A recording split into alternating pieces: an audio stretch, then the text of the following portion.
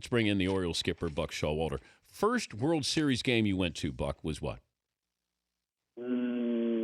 Wow, Dan, great question. I never thought about that. Believe it or not, it may have been Cleveland. It may have been the Cleveland series. It used to be everybody, the GM and the managers, went to the World Series. It was something, everybody kind of converged on. But I'm more of a participator. I'd like to be. It kind of hurts watching somebody else do it. I think a lot of guys feel that way. I'm pulling for the Red Sox from an American League standpoint, American League East, but I'm not glued to the TV, and it's obviously with the sound off. Well, if you're looking at what you saw with the Red Sox this year, mm-hmm. You surprised at all that here they are on the verge of winning the World Series? No, not at all. And I'm not trying to look like a John forecaster. I know all season I've said it. When I saw, one of the most valuable players for the Dodgers has been, for the Red Sox has been the Dodgers. The Dodgers got better with the trade, and obviously it allowed Boston to kind of reset their roster. They respent the money in great ways. I love every guy they brought on. I went, oh, that's not good.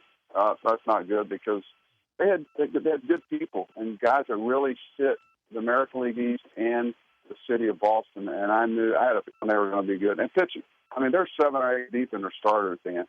And Lackey came back healthy and was the old. That was a big thing for him.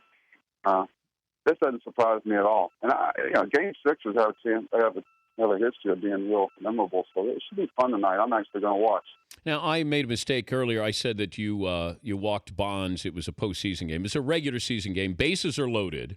Now, take me to the moment that Bonds was putting up video game numbers. And, oh, my gosh. And he you put just up Chris Davis numbers. No, he dwarfed Chris Davis numbers. I know. Okay, isn't that something? I'm sitting there in the dugout this year watching the historic year, and I can't tell you how many times I looked over one of my coaches and went, "Really? Machado would make a play." I go, "Really?" Makes you realize how lucky you are to be there. And then you say that about Barry, and it makes you realize how much better he was than the rest of the league. I had a left-hand pitcher, Dan Plesac, a relief pitcher. We won the division one year just because he could keep him in the ballpark. The heck with getting him out. Just keep him in the ballpark. But when you decided to walk him, mm-hmm. What was the response you got from your pitcher at the time? Pitcher? How about my catcher? Okay. Kelly, I got to tell you something. I saw the inning develop. A lot of people missed. Barry came in a double switch, and Jeff Kent was usually hitting behind him. It was a great protection for him.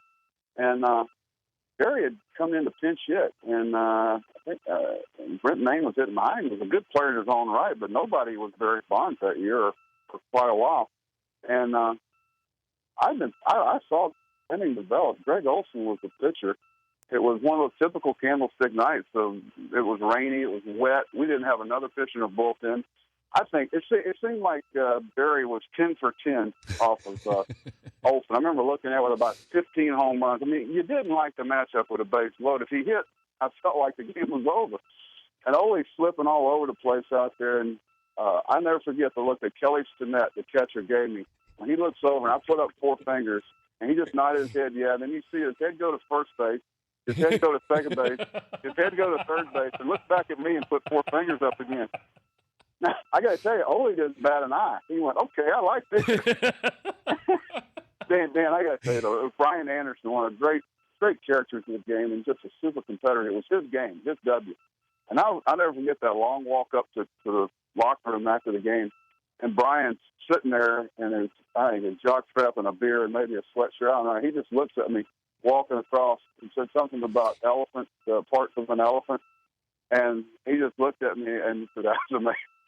Oh, it was funny. The ball guys down the old guys that go, or I guess they call them ball guys there at Candlestick. I think they may still have them there.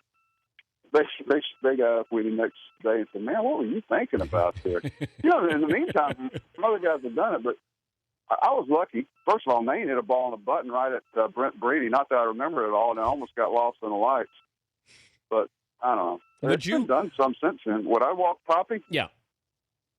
In the right situation, depending on who's hitting behind him, heck yeah. Okay, how about this? Going like that, how about this? Around him, Dan. Okay, but let's say Pedroia's at second, first inning, mm-hmm. and first base is open. Big Poppy comes to the plate. Mm-hmm. You walk him? Who's pitching again? Who's pitching for us? It's Waka for the Cardinals.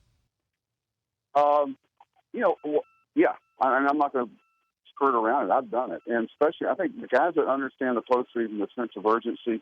You're not living for another day. You're not trying to send a message. We're not going to back off anybody. Sometimes you got to live to fight another day. Pitching around. I'm a big believer. You tell them to go get him, or you walk him. When you ask a guy to pitch around a guy, and they make a mistake, whose fault is it? It's kind of like shuffling all the onus onto the player.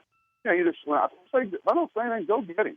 If a guy like Cabrera will take a ball about a foot off the plate and poke it in right field. And these guys have such a great karma around them right now. I mean, the ball could hit the end of the bat, and it may find a place. I mean, this guy, he's in a good spot right now mentally, and every time he walks the plate, everybody's expecting something good to happen. So you got to take that karma away from him if you can. Great to visit with you. What would you do, Dan? I'd walk him. Yeah. Yeah.